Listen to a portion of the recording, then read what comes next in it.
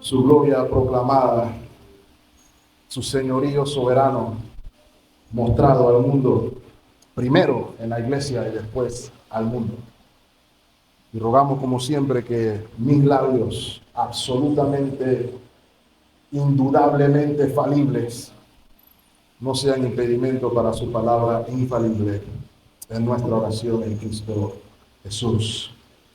Y bueno, mis amados hermanos, vamos a seguir caminando hacia el final del libro, no a la tierra prometida, porque en este libro no llegamos a la tierra prometida, pero al final del libro de Éxodo.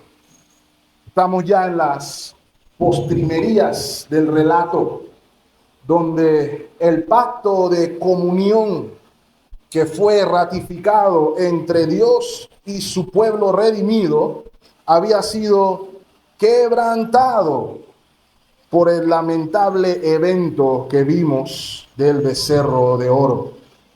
Interesantemente, hermanos, un pueblo que había sido llamado a proclamar las virtudes y gloria del grandioso libertador a todas las naciones del mundo, lo vemos muy por el contrario a su vocación, entregados a la idolatría, justificándose en lo que ellos consideraron circunstancias que no estaban conforme a sus expectativas, para dar rienda suelta a lo que según ellos eran expresiones de devoción, pero eran sin lugar a duda expresiones pecaminosas de adoración. Ya mencioné la última vez que nos reunimos que el relato que estamos viendo aquí es mucho más que una lamentable historia de la cual nos podemos desligar, sino que podamos reconocer, mis amados hermanos, que esta historia está aquí por nuestro bien. Esta historia está aquí para advertencia del pueblo de Dios, para que no hagamos lo mismo. Por ejemplo, si usted va a 1 Corintios capítulo 10, versículo 6, se nos dice de la siguiente manera: mas estas cosas sucedieron como ejemplos para quienes, para nosotros, en este caso particular, la iglesia de Corinto, y por extensión para el templo bautista de Colón, para que no codiciemos cosas malas como ellos codiciaron, y particularmente lo que dice el versículo 7, ni seáis idólatras como algunos de ellos, según está escrito, se sentó el pueblo a comer y beber y se levantó a jugar. Esa es la descripción de lo que vimos en los versículos del 1 al 6. No solamente eso, adelantémonos al versículo 11. Y estas cosas les acontecieron nuevamente como ejemplo y están escritas para amonestarnos a quienes, a nosotros, a quienes han alcanzado los fines de los siglos, ellos y nosotros. ¿Con qué fin? Y esta es mi exhortación, mis amados hermanos. Versículo 12. Así que el que piense estar firme, mire que no caiga. Versículo 13. No os ha sobrevenido ninguna tentación que no sea humana, pero fiel es Dios, que no os dejará ser tentado más de lo que lo podéis resistir, sino que dará también juntamente con la tentación la salida para que podáis soportar. Versículo 14. El llamado a la acción.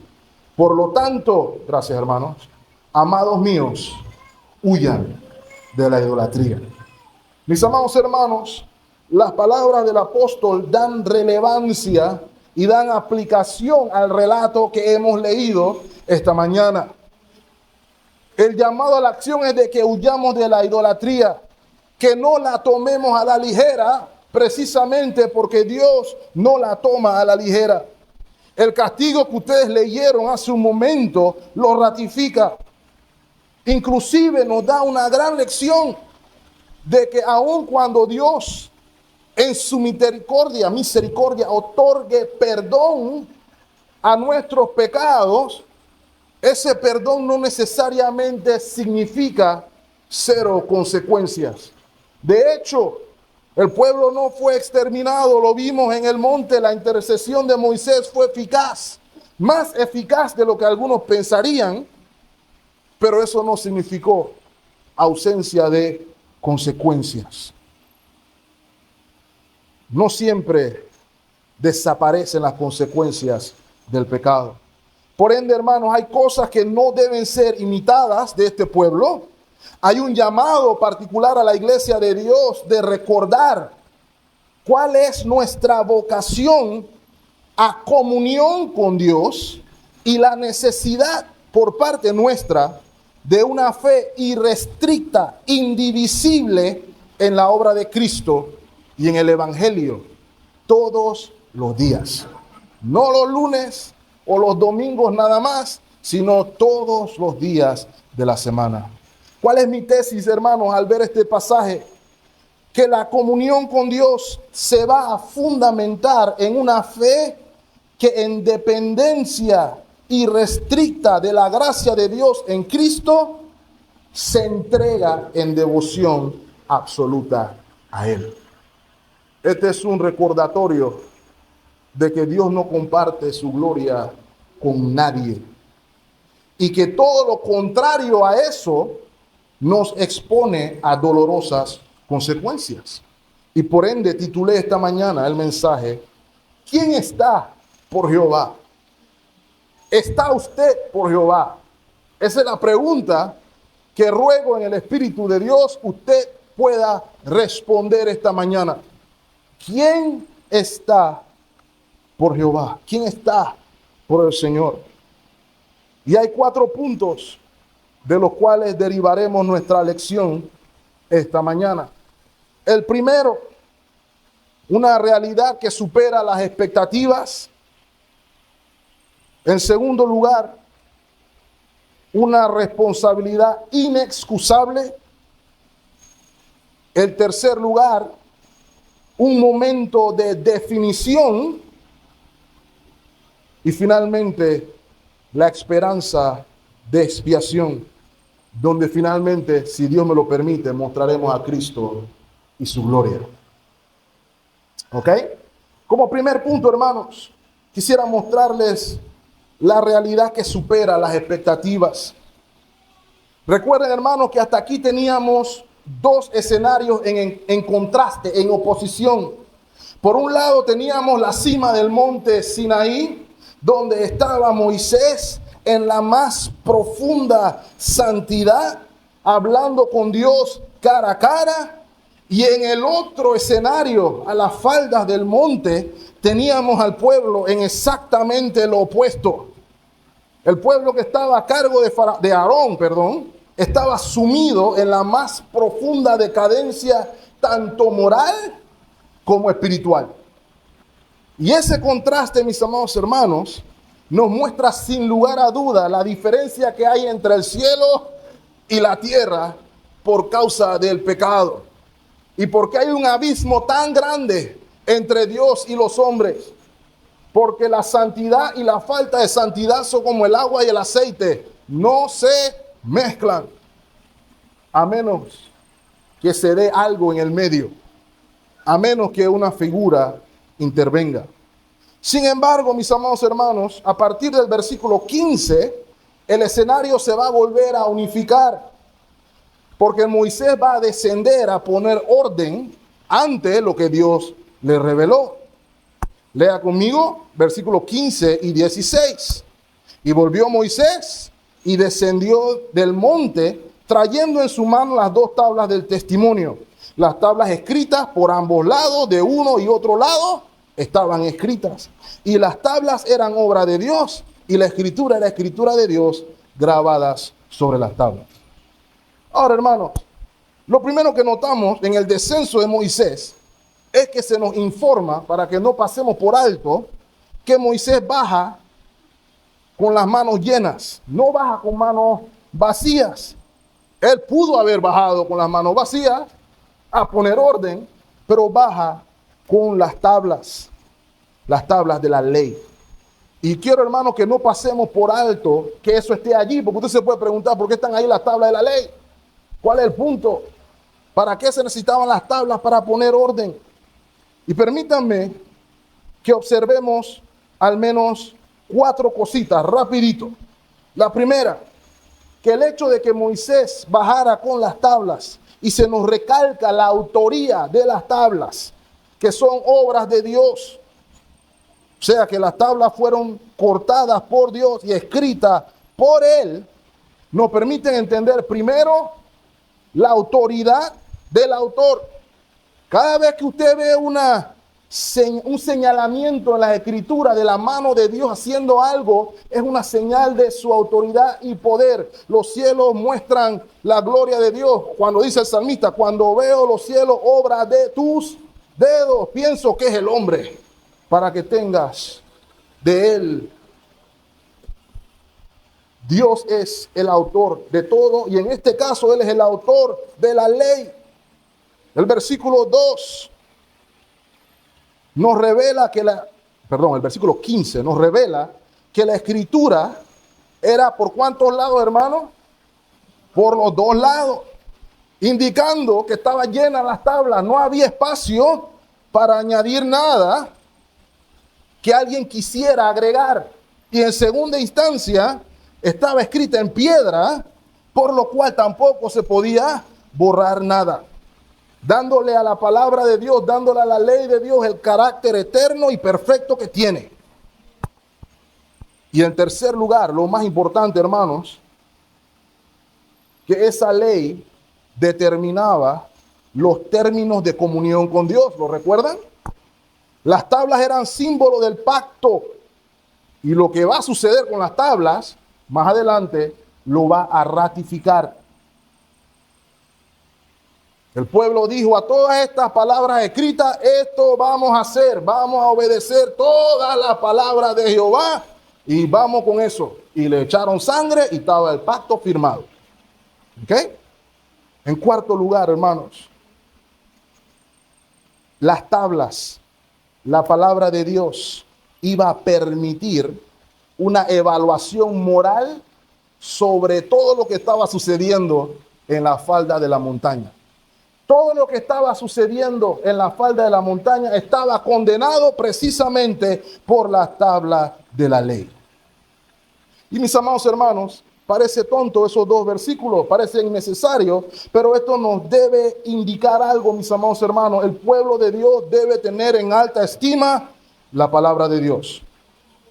Les digo más, de hecho, si ellos hubieran tenido en consideración la palabra de Dios de la manera correcta, nada de lo que pasó hubiera pasado. Proverbios 29, versículo 18. Miren la palabra que da el proverbista. Sin profecía. ¿Qué le pasa al pueblo, hermanos?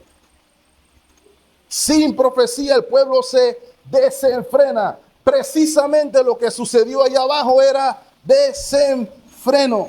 Por el contrario, más el que guarda la ley es bienaventurado, es feliz, es bendecido el que guarda la ley. Ven el contraste, mis amados hermanos. Por ende, no podemos pasar más adelante esta historia sin hacernos la pregunta, ¿qué lugar ocupa la palabra de Dios en su vida?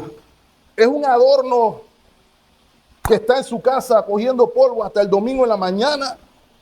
¿Es lo que usted utiliza para sentirse bien con usted mismo en los 2 minutos devocional mañanero que a veces decimos tener?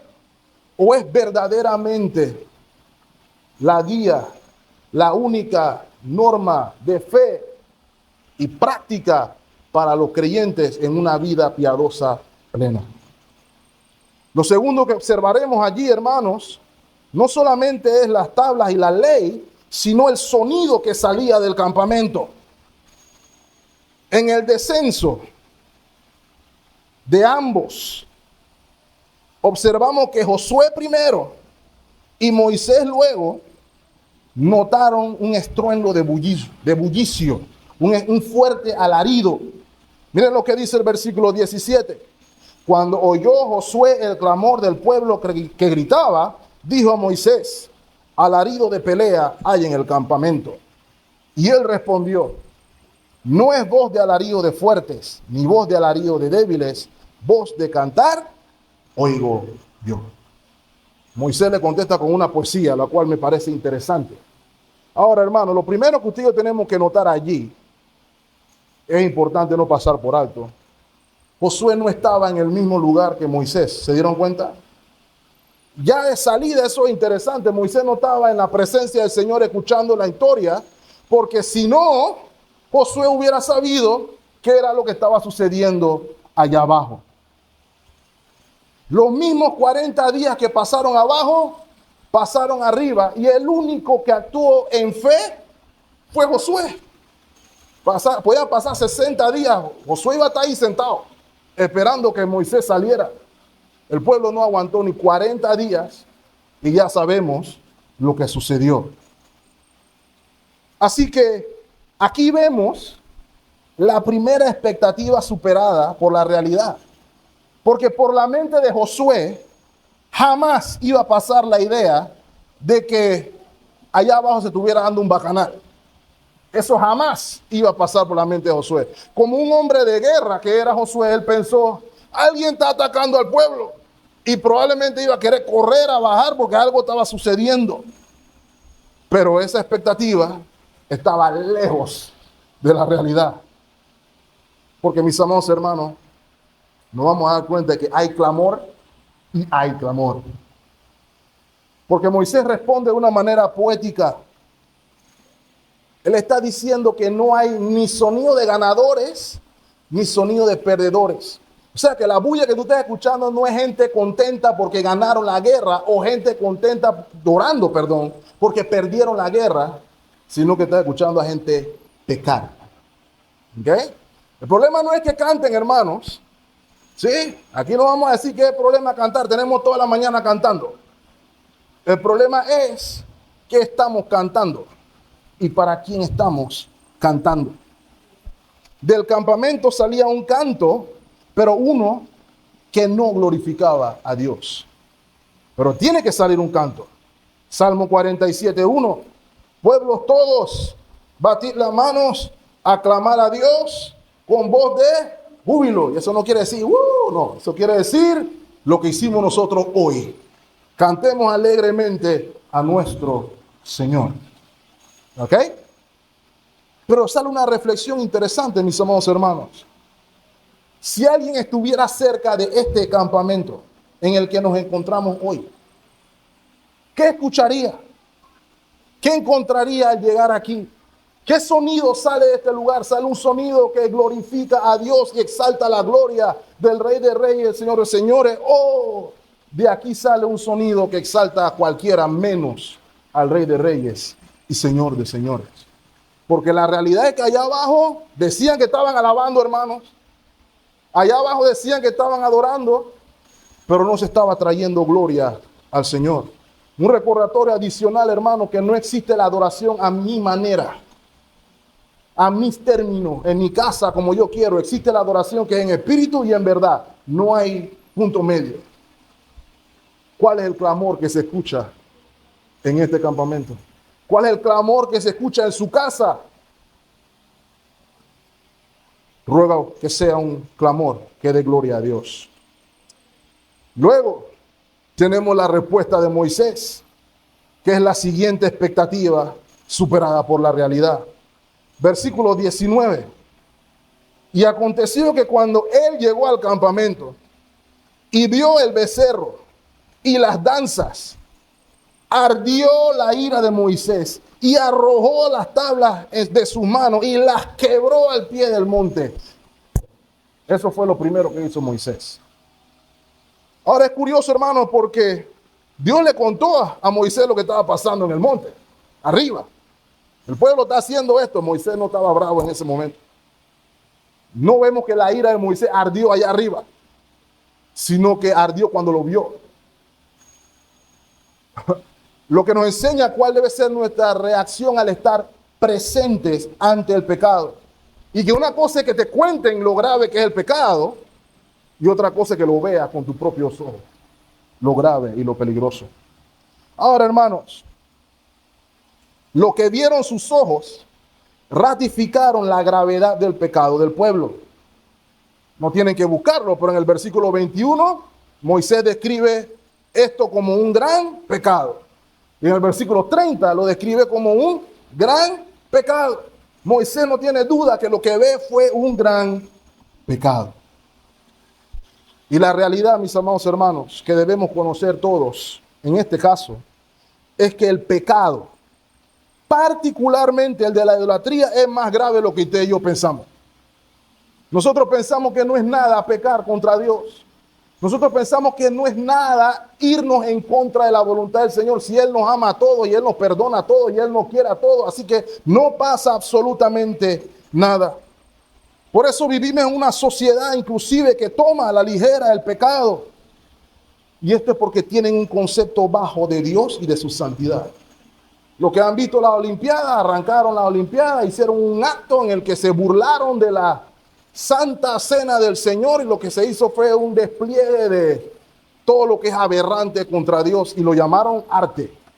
¿Pero sabe por qué sucede eso? Porque esas personas tienen un bajo concepto de Dios y por ende un bajo concepto de lo que es la santidad.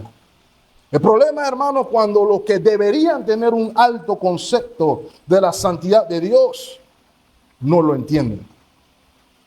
Y mis amados hermanos, si no entendemos la santidad de Dios y la gravedad del pecado, el mensaje del evangelio no sirve. Lo decíamos esta mañana. Entonces, un error que usted y yo no debemos cometer aquí, hermanos, es pensar que Moisés tenía que sentarse por disciplina, por problema de ira. ¿Ok? Este no era un caso en el que teníamos que sacar el libro si os mordéis, si os coméis. Esto es otra cosa. No piense que Moisés se volvió loco. No piense que Moisés estaba volado. Aquí no está pasando nada de eso. Todo lo contrario. Moisés está actuando en lo que llamamos una justa indignación, en una ira santa. ¿Y cómo sabemos que es una ira santa? Porque no tiene como fin la reivindicación personal, sino que tiene como fin la gloria de Dios. De hecho, la última vez que Moisés se enoja, ahí sí cayó en desgracia. ¿Ok? Pero en esta no. En esta está justamente indignado. Y está lleno de simbolismo la ira de Moisés, porque está revelando una acción profética. Usted lo va a ver primero en la acción de romper las tablas, porque romper las tablas anuncia en qué condición estaba el pacto con Dios. El pacto fue violado, se rompió el pacto. Y como mencionamos esta mañana, hermanos, por un pecado se rompe todo. El que viola uno es culpable de toda la ley. Y todo el pacto fue roto como símbolo en las tablas. Y mis amados hermanos, las consecuencias de la violación entran en vigencia en la segunda acción. Versículo 20. Y tomó el becerro que había hecho y lo quemó en el fuego y lo molió hasta reducirlo a polvo, que esparció sobre las aguas y lo dio a beber. ¿A quiénes? A los hijos de Israel. ¿Ok? Entonces, primero Moisés destruye el ídolo, tal como el pacto lo señalaba. Esa era la orden. Ellos tenían que ir a las otras naciones y destruir los ídolos de todos los demás pueblos. Deuteronomio capítulo 7, versículo 5. Mas así habéis de hacer con ellos. Sus altares destruiréis y quebraréis sus estatuas y destruiréis sus imágenes de acera y quemaréis sus esculturas en el fuego. Lo lamentable, hermano, es que el juicio tuvo que comenzar en casa. ¿Ok? Lo que ellos tenían que hacer en el mundo, lo tuvieron que hacer en la congregación de los santos primero. El tercer acto que hizo Moisés también es simbólico. Yo estoy seguro que ese fue el acto que cuando leyeron, pensaron, Moisés se volvió loco. Moisés se ñameó. El acto de moler el oro, luego de quemar el becerro, probablemente fue hecho de madera, cubierto con oro, así que se quemó la madera, se molió el oro, lo echaron en el agua. Hasta ahí todo el mundo, bueno, destruyó el becerro, efectivamente, pero no terminó ahí. Porque les hizo tomar esa agua a los israelitas. Yo me estoy imaginando la fila de gente. Tómatelo. Lo puse en la voz de mi papá. tómatelo. ¿Ok? Y usted dirá, se volvió loco Moisés. ¿Qué significa este acto? Pues mis amados hermanos, este acto es simbólico de algo. Literalmente, Moisés le está avisando que ellos iban a beber el fruto de su iniquidad. Iban a probar el sabor amargo de su pecado. Es como si Dios literalmente estuviera diciendo, querían becerro, tomen becerro. Y eso es cierto, hermano, porque a veces el Señor nos entrega nuestro pecado. El libro de Romanos es un testimonio claro de eso. Ustedes quieren entregarse a esa locura. Bueno, entréguense a eso. Y hermano, ese es el peor castigo que puede hacer cuando Dios nos entrega nuestros bajos instintos. Así que ustedes querían becerro, tomen becerro y díganme cómo sabe. Y estoy seguro, hermano, que fue algo amargo, sin tener que hacer el experimento en casa. ¿Ok? Ahora, hermanos, Proverbios capítulo 1, versículo 29, ratifica lo que estamos viendo aquí.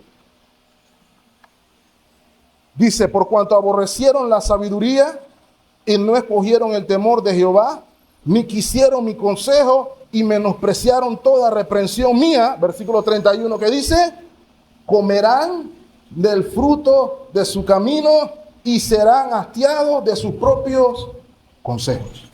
Eso es lo que está diciendo el Señor ahí.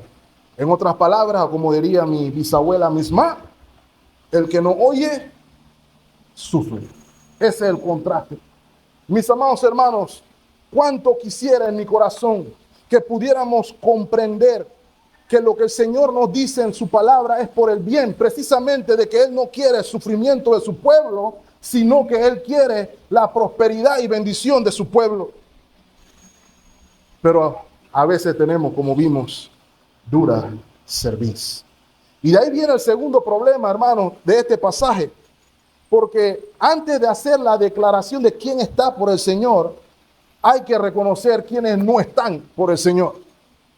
Y hay lo que yo titulé la responsabilidad inexcusable. Porque lo que vamos a ver a partir del versículo siguiente, a partir del versículo 21, es una cátedra sobre lo que no se debe hacer cuando el pecado es confrontado.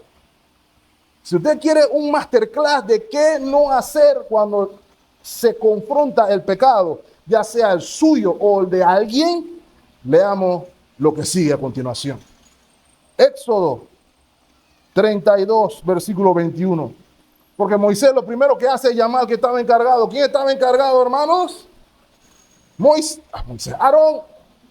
Así que el primero que llamaron es al encargado. ¿Ok? Y de nuevo, hermanos, recalco, lo que hemos visto de Aarón en estas tres semanas debe ser una profunda motivación para que usted esté de rodillas diariamente orando por los líderes de su iglesia. Por cosas como esta. Versículo 21. Y dijo Moisés a Aarón, ¿qué te ha hecho este pueblo que has traído sobre él tan gran pecado? ¿Cómo es posible que esto pasara, Aarón? Esta es mi paráfrasis de esto. Tuvieron que haberte puesto una espada en el cuello para que tú hicieras algo así. Porque en la mente de Moisés, Aarón tenía que ser consciente de la gravedad de lo que se estaba dando aquí. Sin embargo, la boca de Aarón está llena de lo que se llama autojustificación. El intento de negar la responsabilidad de una acción o de la falta de acción. Y el punto en esta porción, hermano, y espero que me escuchen hoy, no hay excusa para el pecado. No que mi papá era así, no hay excusa para el pecado. No que mi mamá era así, no hay excusa para el pecado. No que mi vida fue dura porque no hay excusa para el pecado. Es lo que vamos a estar viendo aquí. Porque precisamente todas estas excusas que yo di, en sumario, es lo que está diciendo Aarón. Lo primero que hace Aarón es lo primero que hacemos los autojustificados, lo que nos autojustificamos. Tranquilo, cógelo con calma. Le dice, no te enojes. ¿Ok? Pero hermanos, El pecado debe indignarnos, ¿ok? Pero sin pecar. Eso es lo que hemos estado estudiando, ¿cierto? El pecado debe indignarnos, no debe ponerme indiferente ni hacerme feliz. Pero Aarón está procurando un acto de trivialización, ¿sí? Piénselo bien, hermanos. Eso de tranquilo, relax, no te pongas tan bravo, es trivializar las circunstancias. Porque el primero que debía haberse enojado, ¿quién era, hermano? Aarón. Cuando el pueblo llega con semejante idea aberrante, Aarón debió haber dicho, ey, ¿qué le pasó a usted tan loco? Eso por mi mano no va a suceder ya lo que usted quiera. Eso es lo que debió suceder. ¿Ok? Lo segundo que vemos en la autojustificación es la de siempre. No fue culpa mía. Eso no fue culpa mía. Yo no fui. El pueblo. Y él tenía argumento. El pueblo murmuró. El pueblo habló mal. El pueblo era malo, ¿cierto? No estaba mintiendo. Estaba diciendo toda la verdad. Y Moisés entonces le escuchó. Sí, pobrecito, este pueblo es tan malo. ¿Qué va? Voy a darle a ellos otro sorbito del agua de oro. No, esa no fue la respuesta de Moisés. ¿Ustedes se acuerdan del rey Saúl? El rey Saúl tiempo más adelante usó la misma respuesta cuando Samuel le dijo, espérame a que yo llegue. ¿Cierto? Pero la gente estaba diciendo, ¿qué está pasando? Que no vemos movimiento, muévase. ¿Qué hizo Saúl? Lo que no tenía que hacer. Y justo cuando hizo lo que no tenía que hacer, llegó Samuel. Y cuando llega Samuel, ¿qué es lo que estoy oyendo aquí? Vaca, toro, ¿qué es lo que estoy oyendo aquí? No, lo que pasa es que la gente, tú sabes, la gente es problemática, no sé qué. ¿Y qué dijo Samuel? Pobrecito la gente. Qué barbaridad. Eso no fue. Mi punto con esto, hermano, es que nunca el pecado es justificable. Échele la culpa que usted quiera. Delante de Dios, pecado es pecado. Eso es lo que estamos viendo aquí. Entonces esa historia que nos gusta decir que mi infancia, que mi adolescencia, que me pasó esto, que me pasó lo otro y por eso estoy aquí, eso es psicología barata. El evangelio dice que el problema del corazón es interno, no externo. Lo tengo que decir así. Tercera excusa de Aarón de la autojustificación. Yo no fui. La tercera excusa fue la mentira. Él dijo, yo no fui. No solamente no reconoció su culpa, sino que mintió sobre su participación. ¿Lo están viendo ahí, hermanos? No en que pidió los implementos de oro, sino en cómo se formó el becerro. Hermano, eso fue algo que raya en lo ridículo. Versículo 24. Y yo le respondí, ¿quién tiene oro? Apartarlo. Y me lo dieron. Y lo eché en el fuego. Y salió este becerro. Todo iba bien hasta que llegó la parte y salió este becerro. Yo eché el oro en el fuego y ¡boom! Salió este becerro. Fue algo divino. Fue algo milagroso. Eso es lo que estaba diciendo Aarón. Sin embargo, ¿cuál es la verdad? Vamos más atrás, hermano. Éxodo 32:4. Y él los tomó de las manos de ellos y le dio forma con un buril. ¿Quién le dio forma con el buril? Aarón. E hizo de ellos un becerro de fundición. Entonces dijeron a Israel, estos son tus dioses. La autojustificación te lleva a la mentira. Yo no fui, yo nada más eché el oro y ahí está, mira, apareció ahí de la nada. Hermano, si hubiera sido yo Moisés, yo hubiera estado bien bravo. Bien bravo.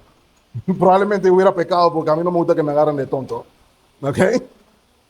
Pero el punto al que voy aquí, mis amados hermanos, es que probablemente nosotros sonamos igualmente delante de Dios cuando le echamos la culpa al diablo de las cosas. Por ejemplo, oh Señor, yo quería hacer lo bueno, pero el diablo, mira, ¡pum! Pasó lo que pasó. Lo que Dios nos está diciendo aquí, hermano, es que el pecado no es culpa de nadie más que mía. De nadie más. Y lo que debemos hacer entonces cuando somos confrontados por el pecado es lo contrario. La realidad incuestionable es, mis amados hermanos, que la autojustificación y la mentira son enemigos del arrepentimiento y el perdón de Dios.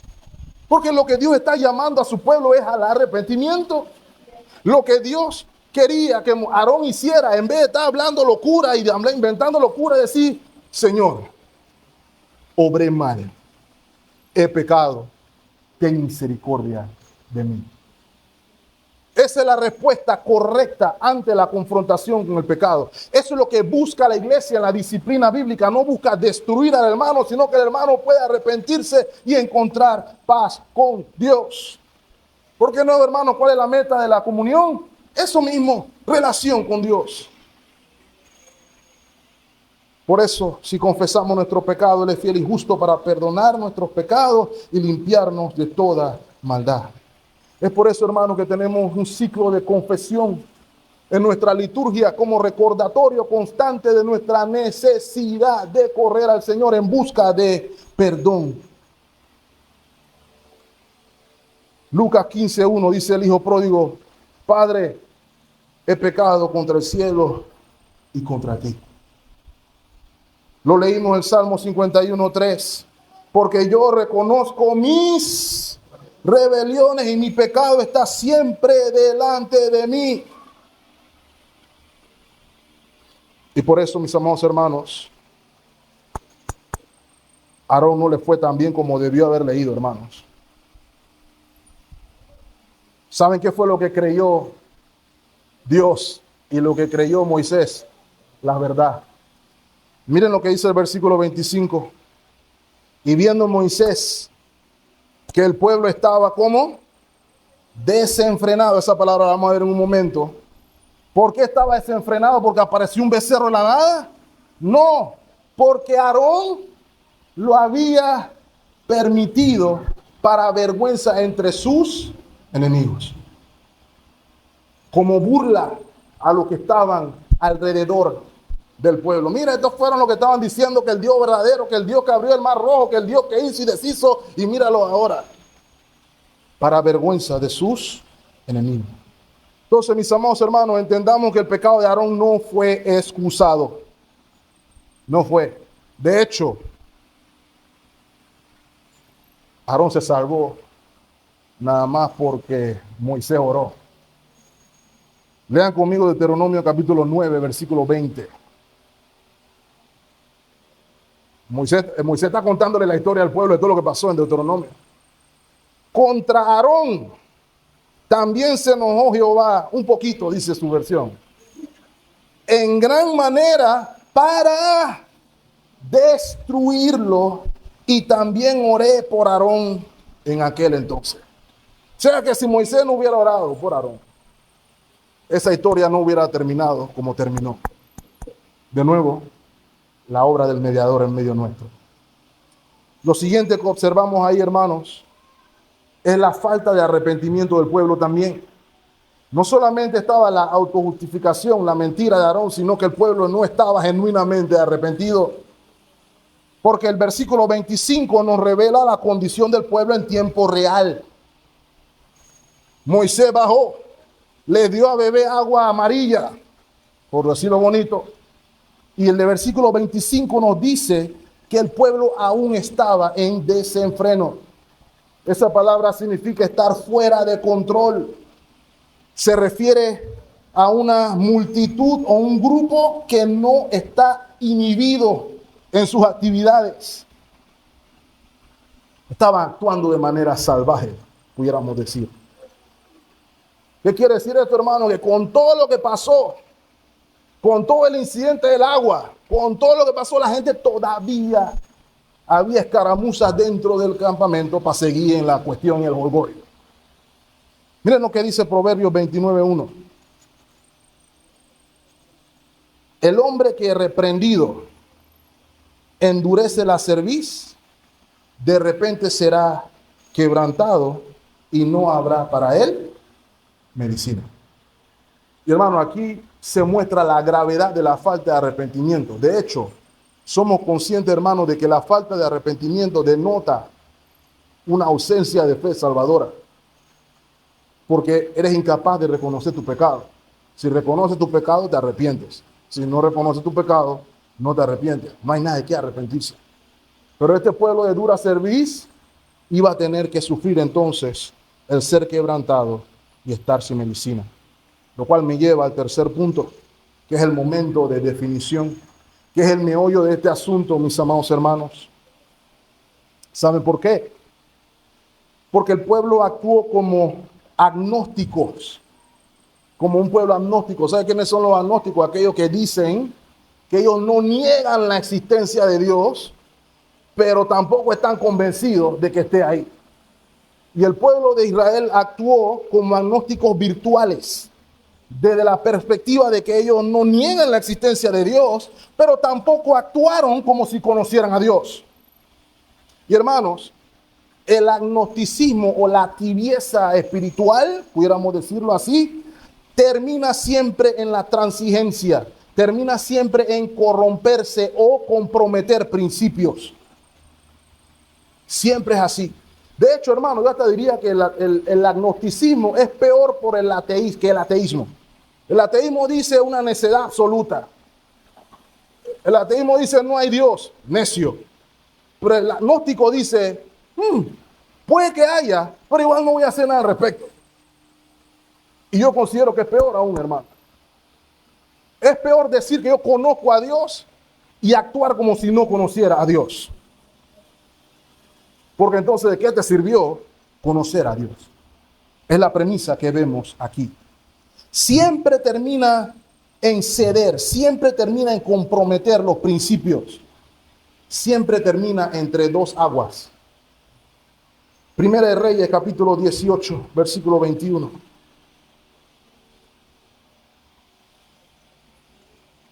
Profeta Elías, el incidente con los sacerdotes de Baal y el pueblo. Note la declaración. Acercándose Elías a todo el pueblo, hasta el pueblo de Israel, dice: ¿hasta cuándo claudicaréis vosotros entre dos pensamientos? ¿Lo ven? Dos pensamientos. Si Jehová es Dios, seguidle, y si Baal, vayan con Baal. Y el pueblo no dijo ni mu.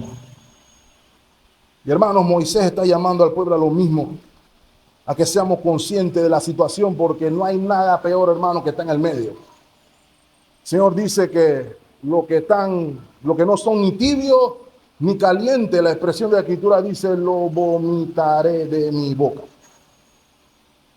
Y algunos de nosotros estamos así. Yo estoy con Cristo, pero vivo como que si no estoy con Cristo. Cristo es mi Señor, pero yo actúo como si Cristo no es mi Señor. Es esa dualidad a la que el Señor llama a su pueblo a un momento de definición. Versículo 26. Se puso Moisés a la puerta del campamento y dijo, la pregunta de esta mañana: ¿quién está por Jehová? Júntese conmigo. Y hermanos, ese es el llamado al altar más radical que yo he visto. Pero nosotros no hacemos llamado al altar así, ¿cierto?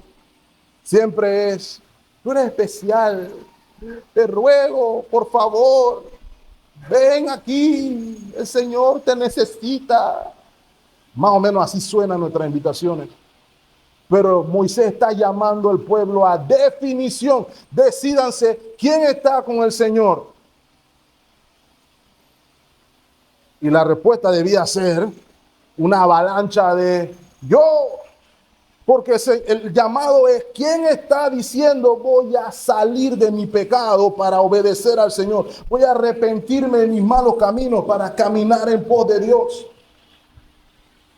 Y nada más salieron los hijos de Leví. ¿Okay? Hay una lección interesante aquí, hermanos.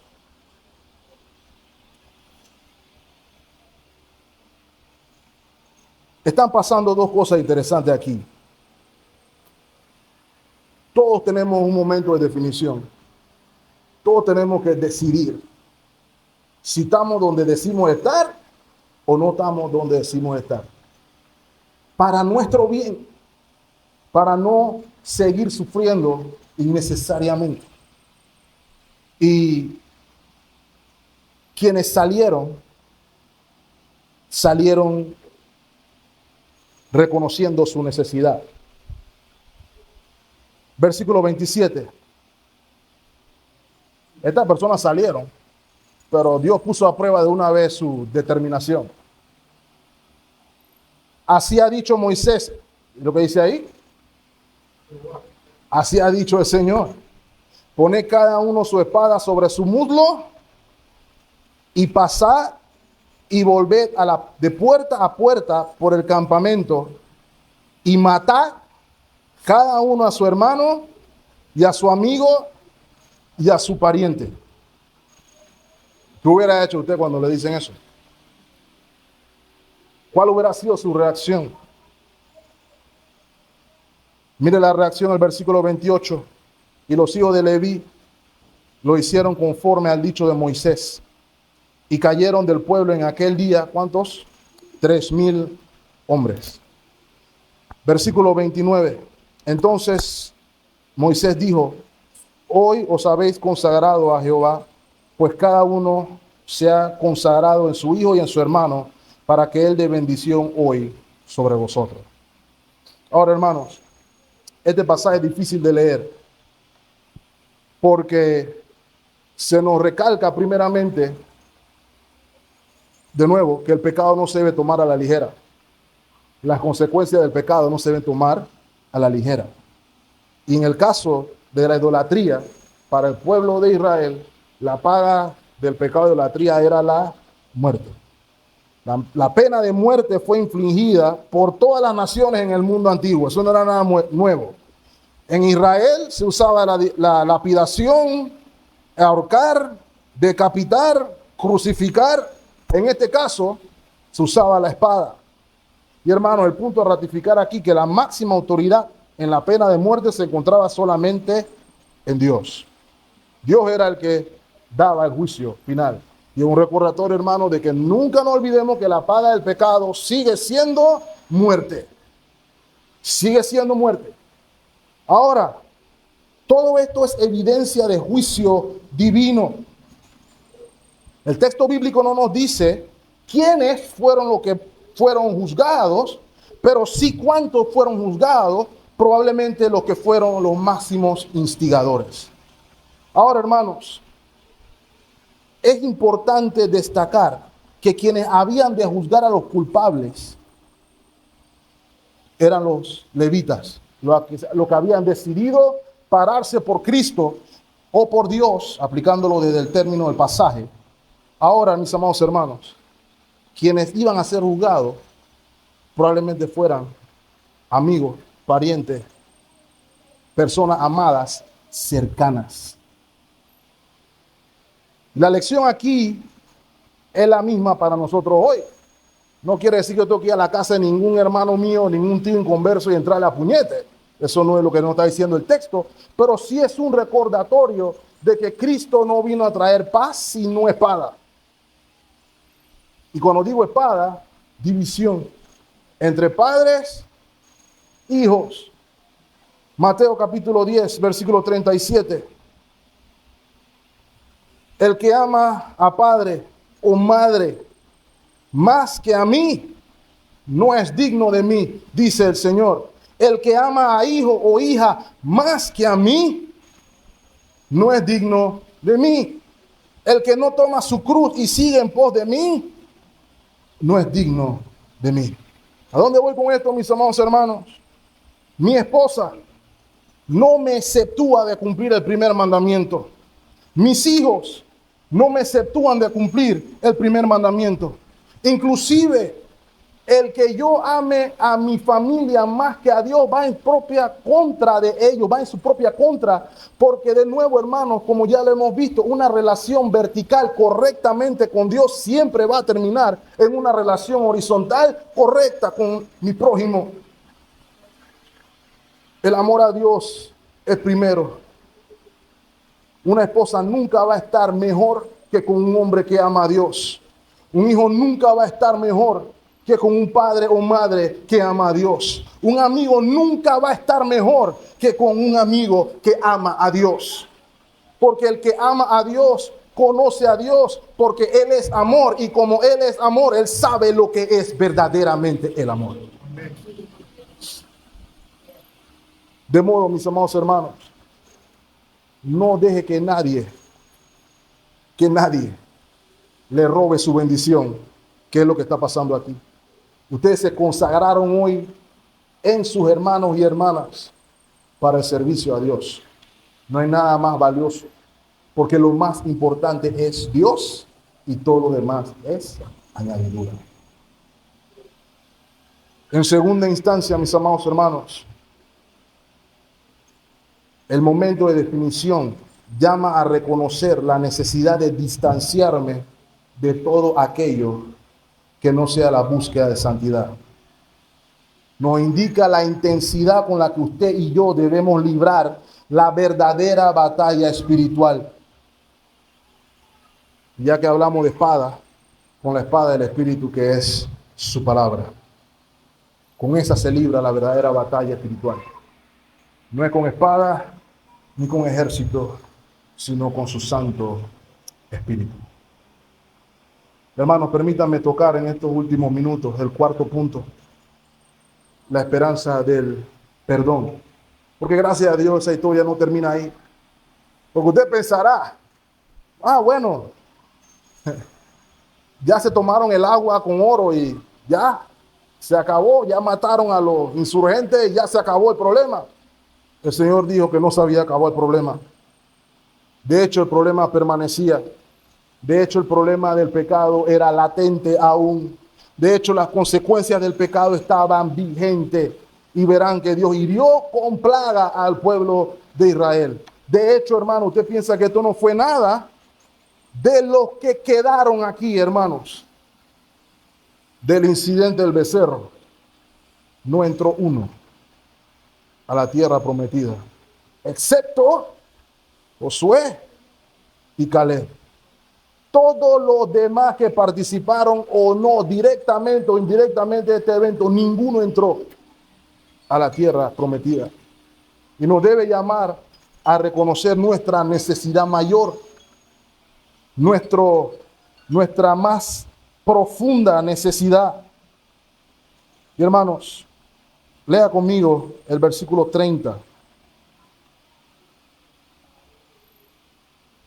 Y aconteció que al día siguiente dijo Moisés al pueblo: vosotros habéis cometido un gran pecado, pero yo subiré ahora a Jehová, quizá le aplacare acerca de vuestro pecado.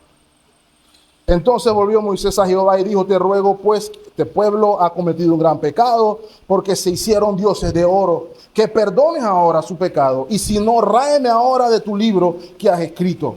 Y Jehová respondió a Moisés: el que pecare contra mí, a este raeré yo de mi libro. Ve pues ahora, lleva a este pueblo a donde te he dicho: he aquí mi ángel irá delante de ti, pero en el día del castigo yo castigaré en ellos su pecado. Y Jehová hirió al pueblo porque había hecho el becerro que formó árbol. No se nos dice cómo lo hirió, pero lo hirió. Ahora, hermanos, lo primero que usted tiene que notar en esta última porción: el pueblo se definió, lo que se definieron, pero había una necesidad más profunda, porque se resolvió el desenfreno, pero el problema del pecado no se acabó. Recuerden, el agua con oro anunciaba el desenfreno, pero no eliminaba las consecuencias del pecado. Y lo primero que vamos a observar aquí nuevamente es el corazón del mediador. Moisés quiso hacer expiación por lo que hizo el pueblo. Sus palabras aquí, mis amados hermanos: aplacar la ira de Dios. Esa es la palabra hebrea que entendemos como expiación. Moisés propuso el perdón del pecado del pueblo a costo de poner su propia vida. Eso es lo que llama la atención ahí. Note, Moisés dice: perdónalo, y si no, quítame del libro. Ahora, hermano, brevemente, ¿es ese el libro de la vida? Algunos dicen que sí, otros dicen que no. Yo me encuentro en los que dicen que no, porque usted no hace nada para estar escrito en el libro de la vida. El Señor lo pone ahí. Y Apocalipsis enseña que Él no borra a lo que están escritos en el libro de la vida del Cordero. Sin embargo, las Escrituras también hablan de otro libro donde se registran las personas que forman parte del pueblo. Tiene más que ver con la vida temporal del individuo. Yo me inclino a que a eso se refiere Moisés. Sin embargo, hermanos, el punto a notar aquí no es el libro. No nos debemos quedar en el libro. El punto aquí es que Moisés quiso poner su vida en favor del pueblo. Es el mediador que vemos allí y debe recordarnos, como dijimos esta mañana, nuestra vocación. Juan capítulo 15, versículo 13 dice: nadie tiene mayor amor que este, que uno ponga su vida por sus amigos. Pablo también pensó de esa manera. Y usted pensará que Dios debía decir: está bien, acepto tu ofrenda. El Señor no recibió la ofrenda. La respuesta fue no. Cada quien va a pagar por su pecado. Yo voy a borrar el libro al que pegue, al que peque. Esa fue la respuesta del Señor. ¿Por qué, hermanos? ¿Saben por qué? Porque Moisés no era ofrenda perfecta. Moisés no era cordero sin mancha. Moisés era pecador, tanto como usted y como yo. Por su pecado no pudo entrar a la tierra prometida, ¿cierto? De modo que él no estaba calificado para hacer el sacrificio expiatorio. Pero sin duda alguna, mis amados hermanos, este evento nos recuerda la necesidad que tenemos todos de un mediador que es sin pecado. Un verdadero mediador que puede resolver el problema del pecado. Un mediador que no diga: quizás aplacaré la ira de Dios, sino un mediador que diga: consumado es. Y ese es nuestro Señor Jesucristo.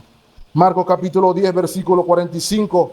Porque el Hijo del Hombre no vino para ser servido, sino para servir y para dar su vida en rescate por muchos. Mis amados hermanos, cuando Moisés descendió del monte, hizo beber a los israelitas el fruto de su idolatría, hermanos. Pero cuando Cristo desciende, cuando Cristo se hace carne, en lugar de hacernos beber el fruto de nuestra idolatría y nuestra iniquidad, nos da a beber agua de vida, nos da a beber de su carne y nos da a beber de su sangre para que tengamos vida eterna y libertad del pecado. Es el mediador que usted y yo tenemos. Pero no nos llamemos engaño, hermano, porque Él volvió a ascender y está a la diestra del Padre y volverá otra vez. Y eso significa que si tú estás aquí, aún viviendo, regocijándote en tu iniquidad, regocijándote en tu rebelión, no lo dudes, que cuando vuelva otra vez, ahí no hay agua de vida, ahí no hay beber sangre ni comer su carne, sino que nos tocará beber el justo juicio de Dios, que va a ser más amargo que cualquier cosa que usted haya tomado en su vida. Por eso llamamos a que vengamos a Cristo hoy. Llamamos a tomar la decisión: ¿quién está por Cristo? ¿Quién está por Jehová? Y bebamos su sangre y comamos su carne. ¿Qué queda después de esta historia, hermano? Primero, recordar que olvidar a Dios y su palabra, sin duda alguna, termina en idolatría, y la idolatría termina en desenfreno. Ese es el patrón, no hay de otra. Saquemos la palabra de Dios, viene la idolatría, y después de la idolatría viene el desenfreno y ya no aguantamos más nada. ¿Okay? Mire la sociedad cómo está. Europa, país totalmente secular, cuando fue un país un continente en el cual el evangelio fue el pan nuestro de cada día. Pero dijeron, esta palabra ya no sirve, queremos algo más moderno, dame la ilustración, dame el renacimiento, dame toda esta cosa. Y Europa es lo que es hoy. Nosotros no estamos exentos. No nos podemos dar el lujo de olvidar su palabra. Y es mi responsabilidad y la suya como iglesia de exigir que la palabra de Dios sea central en la vida de esta congregación. Debemos recordar, mis amados hermanos, que Dios no quiere pensamientos divididos, sino que estamos llamados a pensamiento único. Él solo es Dios. Él solo es Dios y Él no comparte su gloria con nadie. Recordemos, hermanos, que nuestra devoción es a Él y solamente a Él.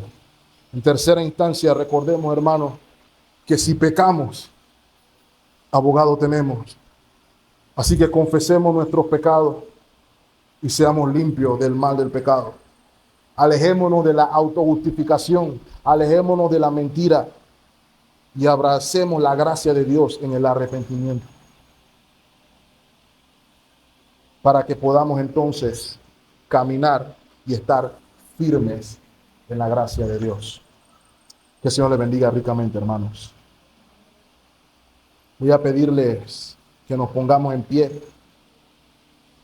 y quisiera que cantáramos un himno conocido, el himno 401.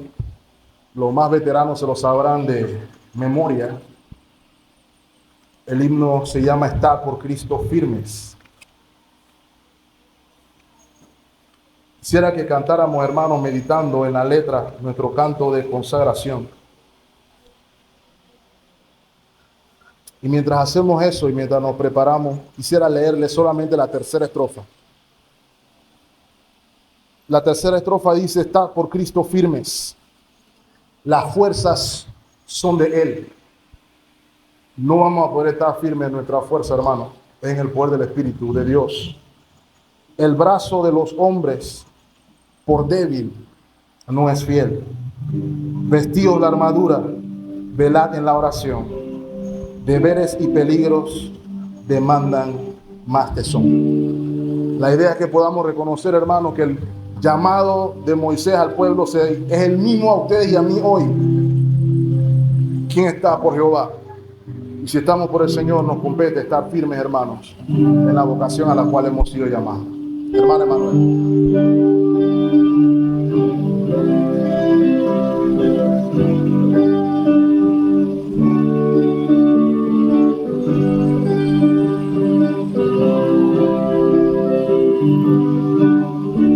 Estar por Cristo firmes. Estar por Cristo firmes, soldados de la cruz, alzado y la bandera en nombre de Jesús. Es nuestra la victoria con Él por capitán. Por Él serán vencidas las huestes de Satán. Está por Cristo firmes, hoy llama la lid. Con Él pues a la lucha, soldados todos y probad que sois valientes, luchando contra el mal. Si fuerte el enemigo, Jesús es igual. Número 3. Está por Cristo firme. Las fuerzas son el brazo de los hombres, por débil no es fiel. Vestidos la armadura, velad en oración.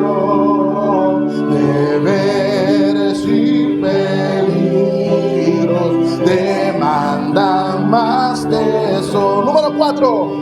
Estar por Cristo firmes y en poco durará. La lucha y la batalla, victoria viene ya.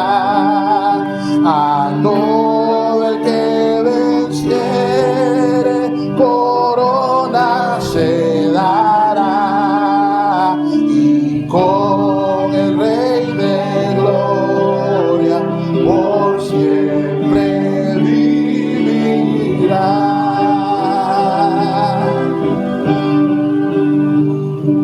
Señor, ayúdanos a estar firmes por ti. Que sea la respuesta más fácil que podamos dar, Señor. Estamos por Jehová hoy y para siempre. No porque seamos los más fuertes, sino porque tú nos sostienes. Ayúdanos a caminar en dependencia. Ayúdanos a ser firmes en nuestra determinación por Cristo. Muéstranos de donde nos sacaste para recordarnos a lo que no queremos volver. Y apúntanos en la mirada gloriosa a la esperanza de Cristo. Todo esto lo pedimos y damos gracias en Cristo Jesús nuestro Señor. El pueblo de Dios dice amén.